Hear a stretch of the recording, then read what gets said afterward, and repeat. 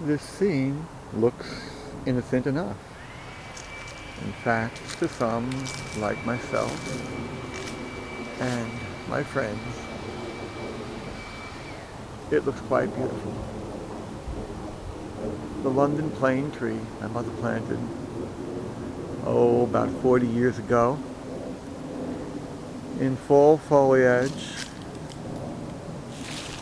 my yard, the yard of my mother and my son and myself.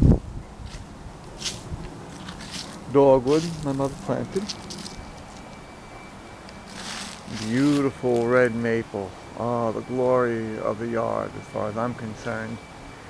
In the autumn, one of my favorite trees. Absolutely beautiful. It changes color all at once. And so you really get quite a show out of this tree.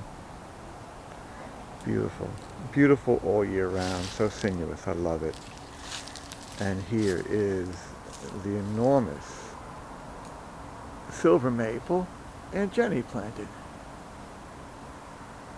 Big, beautiful tree. I worked very hard year after year climbing both of those trees, trimming them out of the power lines. So what does all this, these beautiful things, have to do with divorce? And here is our beautiful Spanish chestnut, which took root by itself, like the red maple in the corner, but my mother and I just wanted to let it grow and see what happened, and we had this beautiful tree. Well, in May of 2007, my wife, ex-wife, lost her mother. The details do not concern us now, but that made a difficult marriage completely impossible. And within 2 years, my son and I were dealing with a stick of dynamite as my ex-wife went further and further and further off the deep end. Within 2 years, she reached a point where she just hated these trees. The tree in front, beautiful black locust, tall and sinuous, that I planted for my Aunt Jenny. She wanted a tree with compound leaves, and she got it. Dug it up off the side of the road. She wanted this tree, as well as the silver maple, and the Spanish chestnut, and this incredibly glorious red maple, all full of yellow, and this gigantic London plane that I grew up with.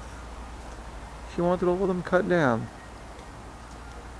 The tree here, a sycamore maple, since it's right in the middle, that was okay for her. I'm going to leave it there. She also wanted several trees cut in the front. This led to divorce. Because I wouldn't cut these trees down, my wife told the police that she was suddenly afraid of my antique gun collection. 10 guns that I bought mostly before I met her, and that were worth